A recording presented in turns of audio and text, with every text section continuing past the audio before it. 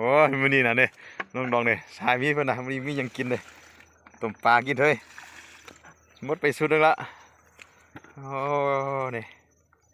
ว่าจ่ายก็เกะเสือกระลาดอยู่ ว่าเรียนก็ยกปูละนางน้ำ2 ตัวจัง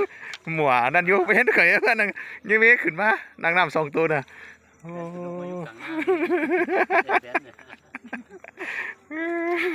ไม่อยากจะนี่นะ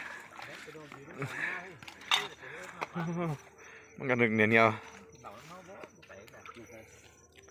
มากินปลาต้มนะกินปลาตึงแบบนี้นะตายแล้วชายคนเดียวยิ่งหาวก้นเป็นเทียงสเปียเจ้ายังเดียวเด็กเดียวเด้อเนาะเห็นทำไม่ได้เปลือยน่ะมือปัดตรงเงินอันบัดเลียนเห็นโอ้เถื่อได้กินแต่กินอะไรปัดตรงเงินบัดเลียนเห็นเมียมาอยู่นี่โหเมียอยู่เลยนะโอ้ยำอยู่กินแต่กินอะไรเลยนะบ่ได้ควรแรงควรง่ายมันเนาะแม่นเหรอเมียเลยเขาจะพูดจะพูดกับเป็นจักรล่างมันล่างมันเลี้ยวเด็กเก่งกันนะ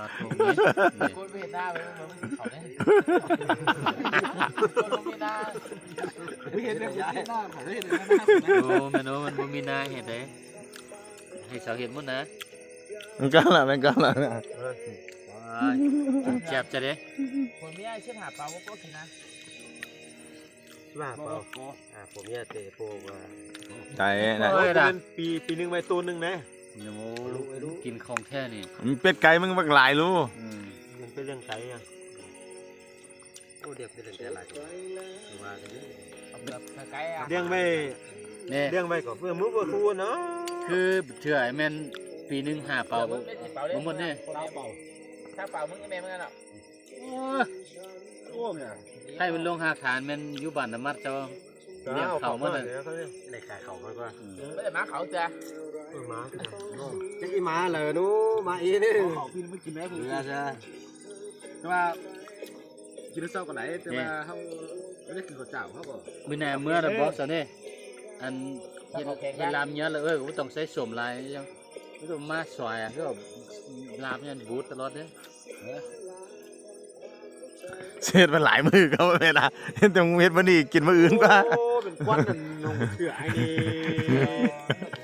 กูเป็นใจขาดแล้วนักข้างหลังมันหัวงาดูไม่หัวงาดูกินมีก็เจ็บจ้าได้มันเลยพูดดิเด็ดดังดิสมการมันว่ามันอยู่กับมาเดี๋ยวมีมันเลยโอ้ยิ้มละเฮ้ยมาเถื่อปิ้นเบื้องตั้งนี้มาให้บุตรเถื่อตึมทอดเถอะนี่ว่าหาหอมกินเม็ดเลยแท้กูมันหรอมันกินเวียดนามสุดทอดเลยกูเนี่ยมีจะมันยังช่วงเป็นส่วนสมมันนับเงินเสียนับเงินกันนะพี่หน้าหล่อกูบอกมันหน้าหล่อมันอะไรกี่ตัวแล้วมึงมาใครยังมาตุ้มตัวมาหน้าหล่อนี่